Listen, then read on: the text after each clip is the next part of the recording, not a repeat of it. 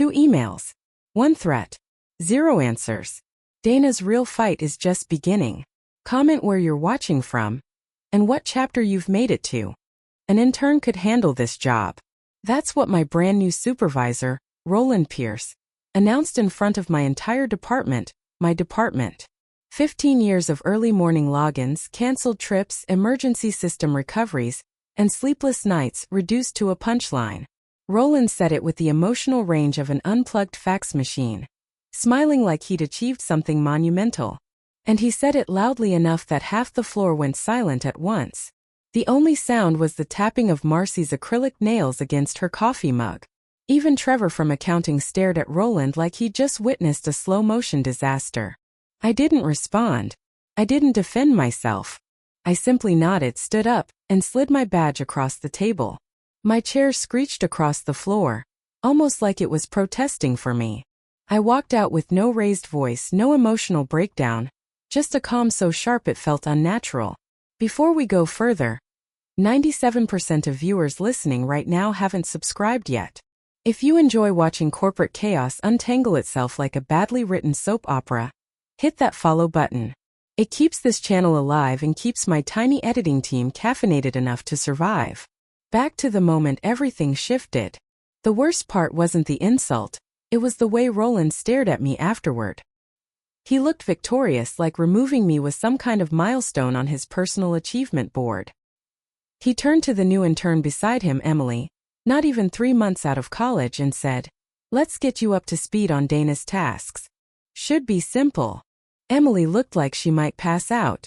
She had shadowed me for 2 days and still struggled to find which command window connected to our compliance vault. Not her fault. It wasn't meant to be intuitive. I designed half of those modules during a catastrophic vendor collapse 7 years earlier. Nothing was documented anywhere except my private offline notes. The system wasn't user-friendly. It wasn't pretty. It was a digital wild animal. And I was the only one it trusted not to break it. But Roland never asked. Roland never listened. He was the kind of manager who thought deleting old code meant deleting the people who understood it. By the time I reached the parking lot, my phone buzzed with 6 frantic messages. Trevor. Dana, what just happened? Marcy. Are we in trouble now? Emily. I'm so sorry. I didn't know he would do that. I powered off my phone and sat in my car, my old stubborn hatchback, hands resting on the steering wheel. I didn't cry. I didn't move. I just felt that strange stillness that hits before everything changes. The kind of stillness right before a storm reaches the town. For 15 years I'd held that system together like industrial glue, quietly, consistently, invisibly. Roland didn't just fire an employee. He fired the one person holding the organization's most sensitive compliance engine together. So I drove home, windows down, letting the wind tangle my hair like it was trying to remind me I was finally free of something. The city skyline behind me looked like a chapter closing in slow motion. I didn't know what my next step would be. But I did know one thing: they would learn the consequences soon. Because while Roland was assigning my responsibilities to an untrained intern, the system was already counting down. Once the clock reached 0, they'd need more than a spreadsheet and a company memo. They'd need a miracle. The first sign of trouble hit at 6:14 the next morning. Not from my former boss, not from HR, no. It came from Emily. Dana. Something's wrong with the vault. It won't load the primary interface. Her message came through with 3 panicked emojis and 1 accidental sticker of a dancing pineapple. She followed it with, "Roland says it's fine, but it keeps flashing a red countdown." Red. Countdown. A color and a word I never wanted to hear in the same sentence. The vault wasn't actually dangerous, but it was dramatic. I built the alert system during my peak sleep-deprived era, so it looked like something from a sci-fi disaster movie. Sirens, flashing lights, all of it. Completely unnecessary. Utterly effective. If the countdown hit 0 without the right credentials entered, the vault didn't explode or anything ridiculous. It simply shut down. Completely. For 72 hours. No reports. No exports. No automated compliance checks. And absolutely no backdoor access, not even for me. At 7:02 a.m., another text appeared. Trevor. Roland is screaming. Trevor. We have an audit in 2 hours. Trevor. I think he's sweating through his shirt. Honestly, that last part made me laugh. By 7:30, my phone was vibrating like a blender. Unknown number. This is Roland. Call me immediately. Several seconds later. Dana, this is extremely urgent. A minute later. Where are your files stored? Another. We cannot locate your documentation. Of course they couldn't. I never stored documentation digitally. They were in a locked drawer in my old office, the one Roland bragged about turning into a focus pod. I didn't respond, not because I wanted chaos, but because I no longer worked there. That wasn't my emergency anymore. At 8:05 my phone rang again. This time it was HR. I stared at the screen, sipping my coffee slowly, like a dramatically petty Victorian widow waiting for a plot twist. I let it go to voicemail. The message, when I finally listened, was a masterpiece of corporate panic. Hi Dana, good morning. So sorry to bother you. It seems there may have been a misunderstanding yesterday. We'd love to discuss your departure. If you could call us back at your earliest convenience, preferably immediately, very immediately. I swear I could hear 3 different people breathing heavily in the background. At 9:10, Emily sent the message that sealed it. The countdown hit 0. Everything's locked. Roland is blaming you. I'm sorry. I didn't know it would be like this. Poor Emily. She didn't deserve to be caught in Roland's ego tornado. By 10 o'clock, a final text appeared from the man himself. Dana, I need you to come in. Now. Not please. Not could you help. Not even an apology. Just an order from someone who no longer had authority over me. I locked my phone, set its screen down on the table, and exhaled. They didn't need an intern. They needed the person they threw out like an outdated badge lanyard. And that's when it hit me. I finally had leverage. Not malicious leverage. Not destructive leverage. Just the truth. 15 years of invisible labor wasn't invisible anymore. By noon, I was sitting in my apartment with my laptop open. Not to help them, but to update my resume. A surprisingly therapeutic activity, considering the digital wildfire happening across town. I added bullet points with a confidence that felt new. Designed and maintained proprietary compliance architecture. Primary resolver for system-critical audits. Only person who knew where the metaphorical and literal wires were buried. Before I could type the next line, my phone buzzed again. HR. Dana, we'd like to formally invite you back for a conversation today. A paid consultation. Urgent. There it was. The magic word. I didn't refuse. I didn't accept. I simply replied. Rate. $275 per hour. Minimum 4-hour block. Paid up front. Send. I sat back and waited. Not out of spite, out of professionalism. My time suddenly had value to them, and value has terms. 5 minutes later, another message. HR. Would $200 per hour work? I smiled. Me. $275. Non-negotiable. Another long pause. Long enough that I refilled my coffee and folded half my laundry. Finally, HR. Approved. Can you be here by 1:30? I checked the clock. 12:48. I could. But I didn't rush. They'd rushed me for 15 years. They could wait. When I arrived at the building, the lobby guard blinked at me like I was a returning ghost. He scanned the visitor pass, hands trembling just a little. Up to the 2nd floor, he said. They're, expecting you. That pause told me everything. The 2nd floor meeting room looked like a crisis command center. Laptop screens glowed red. Charts were failing to load. Roland stood in the middle with his hands in his hair like a man trying to pull wisdom out by the roots. He turned the moment he saw me. Dana, he said, voice stretched thin. Good you're here. We need you to restore the vault. No apology. No acknowledgement. Just need. Before we begin, I said, calm as marble, has my payment been processed? He blinked. Then blinked again. We'll take care of that after. I raised a hand. Payment. First. HR scrambled like startled pigeons. A few frantic keyboard taps later, an email chimed on my phone. Payment confirmation received. Beautiful. Now, I said, placing my bag on the table, let's review what happened. Roland stepped forward, defensiveness rolling off him like static. The system malfunctioned, he said. It's outdated. We just need you to turn it back on. I looked him dead in the eyes. It didn't malfunction. It did exactly what it was designed to do when someone with insufficient clearance tries to rewrite live protocols. The room went quiet. Even the air conditioner seemed to hesitate. Roland's jaw tightened. So, can you fix it or not? I smiled. Not kindly. Oh, I can. But you won't like the first step. He swallowed. Which is? Undoing everything you did yesterday.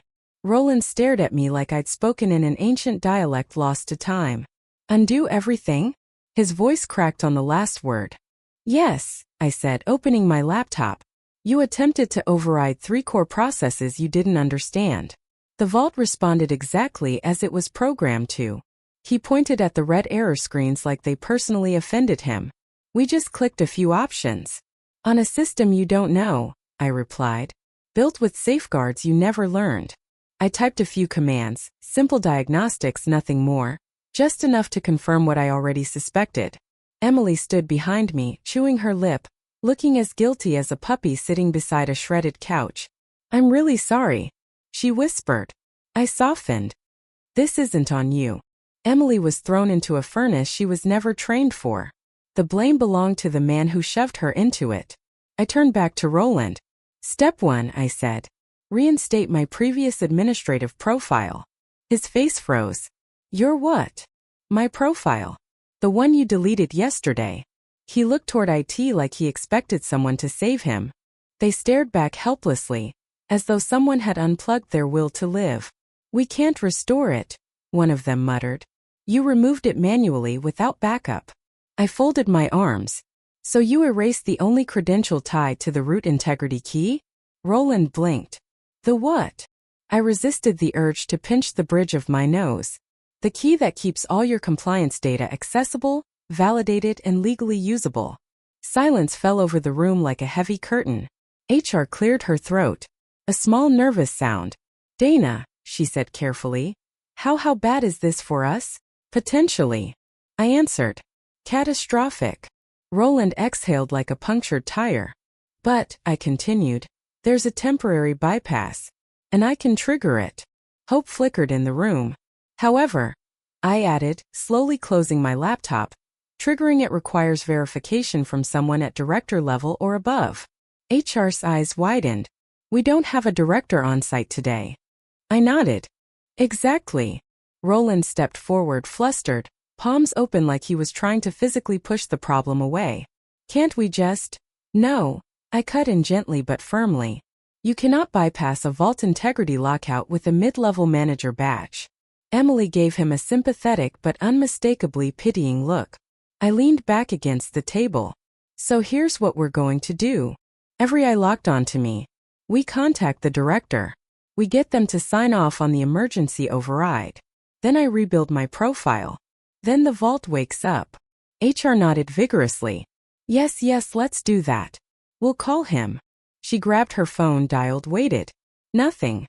She tried again. And again. Her forced smile faltered. He's on a flight. No service.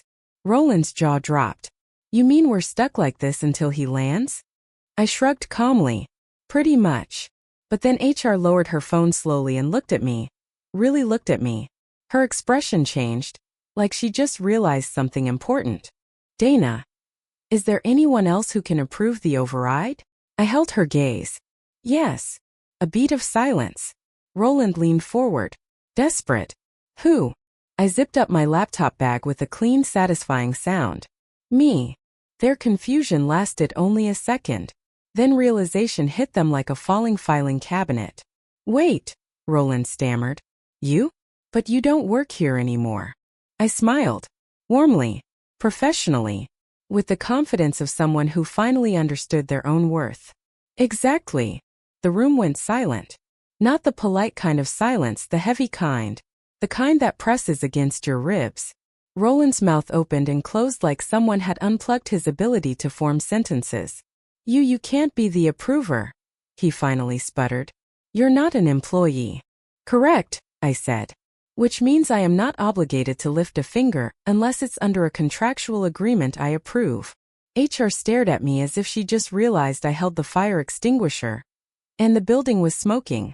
So, she said carefully, you're saying the only person who can authorize the override is the same person Roland dismissed yesterday?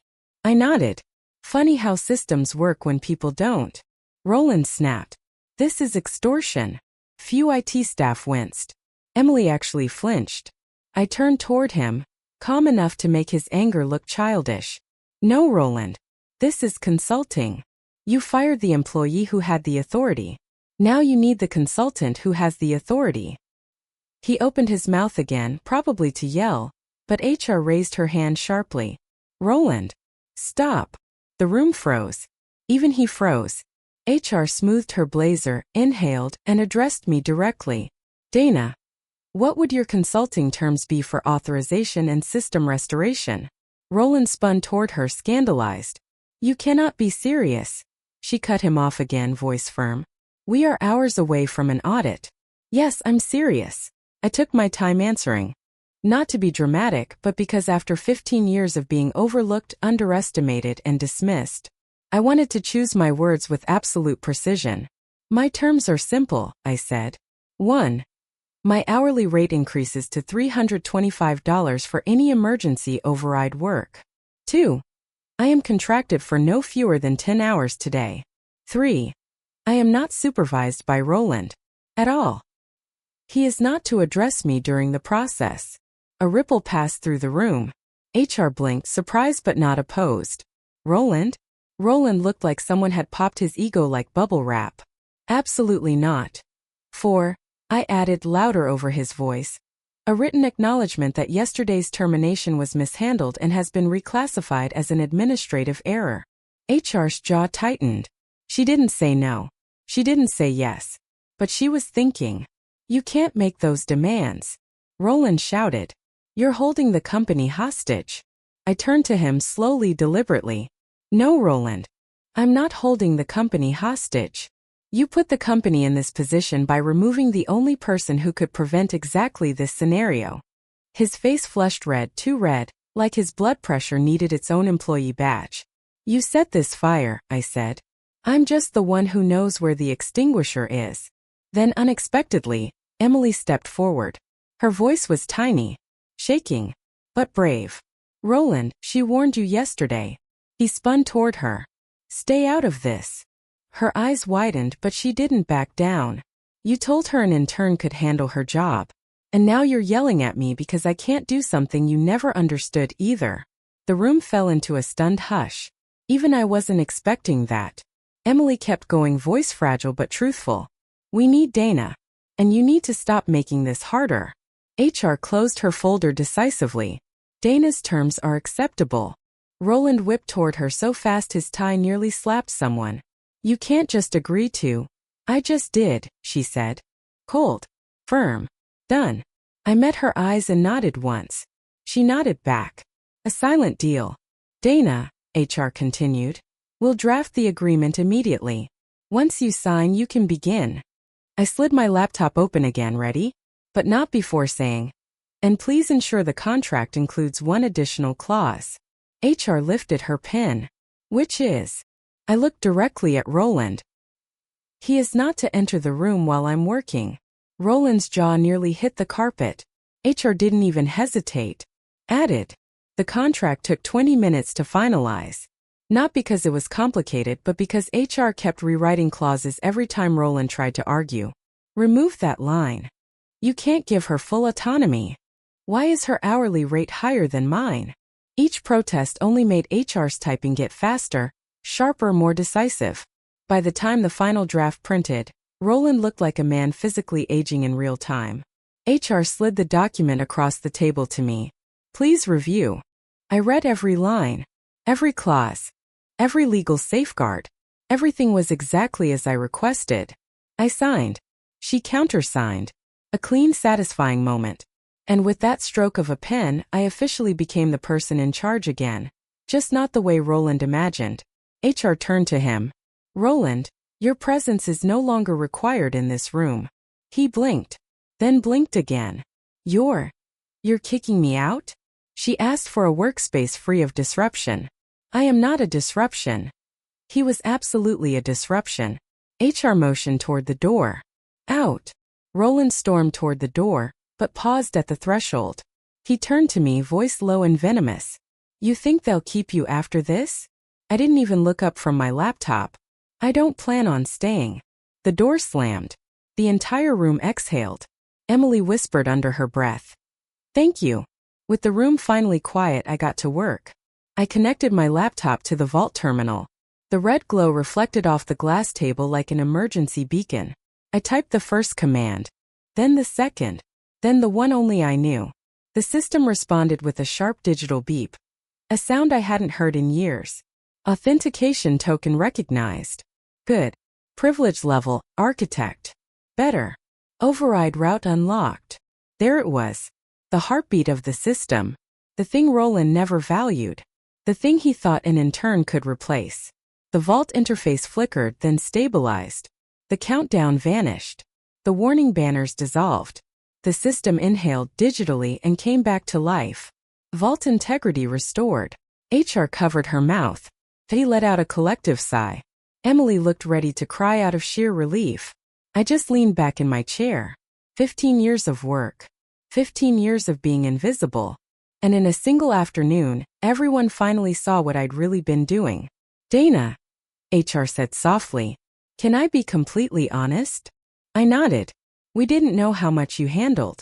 Not really. I'd heard variations of that line my entire career. But this time came with something different. Recognition. Is the system fully stable now? She asked. I typed a few more lines.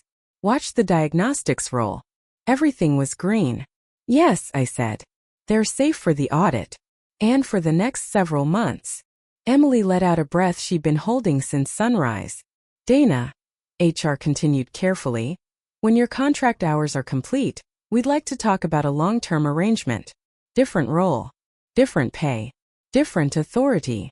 She looked genuinely hopeful. But I already knew my answer. I appreciate the offer, I said. But I don't think I'm coming back. Emily blinked. IT staff exchanged glances. HR's shoulders dropped a little. May I ask why? I looked around the room, the same building where I spent years fixing problems no one else understood. Where my loyalty had been taken for granted. Where respect only appeared the moment things collapsed. Because you don't deserve someone who only works well when she's invisible. HR said nothing. No one did. They didn't need to. The truth sat in the center of the room. Heavy and undeniable. I'll finish today's contracted hours, I said. And then I'm moving on. Emily swallowed hard. Where are you going? I smiled. Not the bitter kind. A free kind. Anywhere I want. Roland didn't stay gone for long. Of course he didn't. While I finished stabilizing the vault, he paced outside the glass wall like a furious zoo exhibit. Arms folded, jaw clenched, eyes burning holes through the door. Every few minutes he'd try to come back in. Every time HR would intercept him like an Olympic goalie. Roland. She requested a disruption-free environment. You agreed to the terms. No, you may not argue with me again. The longer he waited, the angrier he became. By the time I finished the last sequence, his face was the exact shade of the system's danger lights. When the override was complete, I stood up and stretched. The vault is fully restored, I told the room. Diagnostics are clean. Compliance is intact. You're ready for the audit. The IT team clapped. Actual applause. Emily wiped her eyes, which only made her mascara smudge in a brave, heroic pattern. HR looked like she wanted to hug me, but settled for a very professional nod. Dana, thank you. I closed my laptop. My contract hours are fulfilled. I'll send a full report this evening. HR nodded again, relieved, grateful. Then she frowned. Before you go, we need to handle one last issue. She looked at the door. Everyone followed her gaze. Roland. HR called him back in.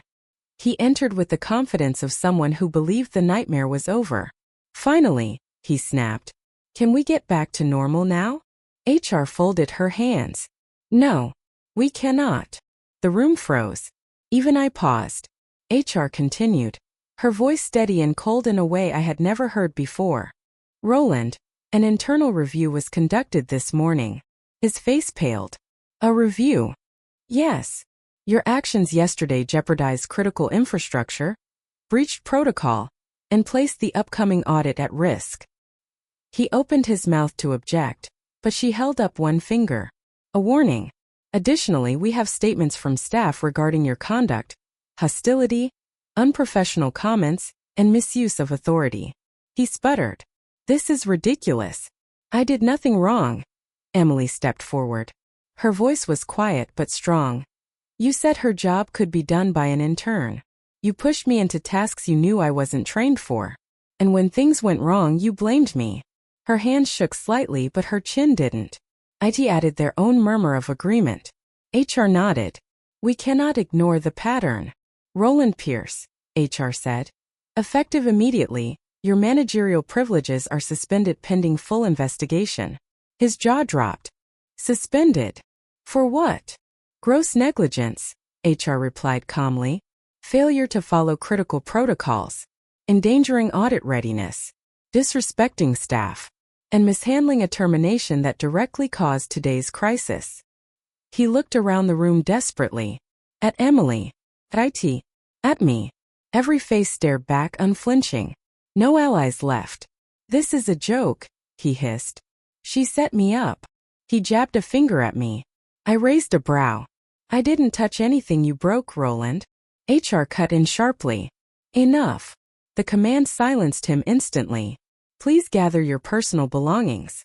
Security will escort you from the building while the investigation continues. Roland stepped back like he'd been struck. You can't do this. You need me. You're making a mistake. But no one believed him. Not anymore. Not after what they saw today. 2 security officers entered the doorway quietly. Roland looked around one last time for sympathy, for support, for anything. He found none. As security guided him out, he turned toward me. Not angry this time. Just defeated. You ruined me. I met his eyes, calm, steady, unbothered. No, Roland. You ruined yourself. And he disappeared down the hall. The room stayed silent for several seconds. Then HR exhaled. Dana, whatever you choose to do next, you have our recommendation. And our gratitude. I nodded once, packed my things, and walked out, not as an employee, not as a consultant, but as someone who finally understood her worth. I left the building without looking back. For the first time in days, the sunlight felt normal again, not like a spotlight, not like an interrogation lamp. Just sunlight. My phone buzzed with messages from the team. Thank you again, Dana. We literally couldn't have done today without you. Please let us know when you're taking on contracts again. Warm. Appreciative. Human. I got in my car, closed the door, and just sat in the quiet. It was over. At least I thought it was. That evening, after sending my final report, I made tea, curled up on the couch, and finally let the weight of it all settle. The audit was going to pass. The team was safe. Roland was out. For once, everything ended the way it should. Or so I believed. Around 11:28 p.m. my laptop pinged. One new email. Sender. Blocked address subject. We're not done. My stomach tightened. Clicked it open. It wasn't long. Just one sentence. You don't understand what you've started. No signature. No threats. No context. But the phrasing, the timing, the tone. It was unmistakably Roland. I stared at the screen, torn between irritation and a laugh. Was this all he had left? Cryptic warnings from a burner account? Pathetic. Still, I archived the email and flagged it, just in case HR needed a follow-up trail. I was about to close the lid when another message arrived. Different address. Different subject line. Just as short. He's not the only one coming. No name. No clue. No way to tell if it was connected. But something about it felt colder. Smarter. More deliberate. I sat back slowly, pulse picking up. This wasn't just Roland being dramatic. Someone else was watching. Someone who understood the stakes better than he ever did.